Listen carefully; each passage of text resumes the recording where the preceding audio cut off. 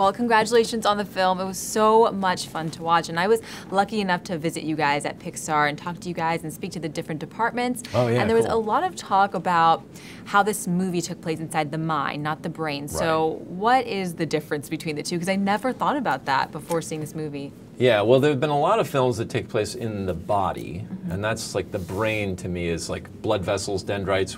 They might say something like increase the heart rate and blood to legs or whatever.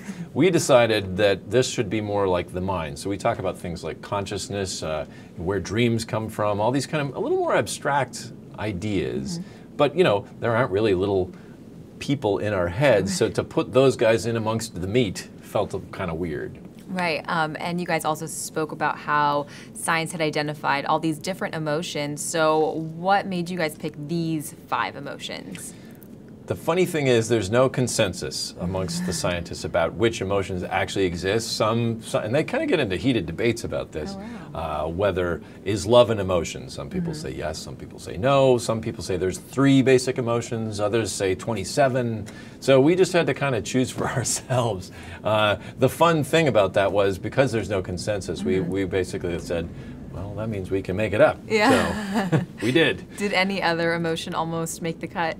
Yeah, we played with an idea where there would be a small group when Riley was born, and then more and more and more would show up. But it got so crowded in there. We had Schadenfreude and ennui and pride and hope and all these different characters. We ended up whittling it down to the 5 that we have, just for clarity and for entertainment. And out of those 5, which one was the most fun for you to create, or which one was your favorite? I think Joy, just because she was the most difficult.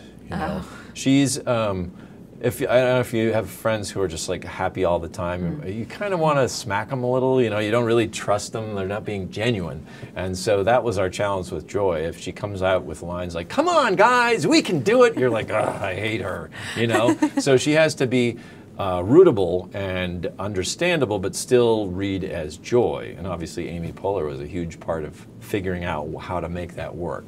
Right, and I just, watching the movie, I thought that the voices fit so perfectly with the characters. Did you have those actors in mind when you were creating the characters, or how did the casting for the voices kind of work out? Yeah, generally the way that works, we have the characters designed, and then we start thinking about casting. Once we cast them, we record them, and then do the animation. So the animators who are doing the movement and the expressions and the gestures, sometimes we'll go back and look at the videotape of the actors and steal little ideas and expressions, and that's probably why people think, oh, it looks just like Mindy Kaling. It doesn't look anything like Mindy Kaling, but I can totally see how that fits. That's awesome. Yeah. So before I let you go here, why are AMC moviegoers going to love Inside Out? Well, I personally love seeing movies on the big screen. That is the way we made this film to be seen. We know that people are going to see it in other formats, but there's something about the experience of seeing it with a group of people. As a filmmaker, I love it because you start to feel this energy in the room when the audience connects with something, and it's really invigorating. I think you get more out of the movie that way. Yeah, thank you so much. It was really, really nice talking to you.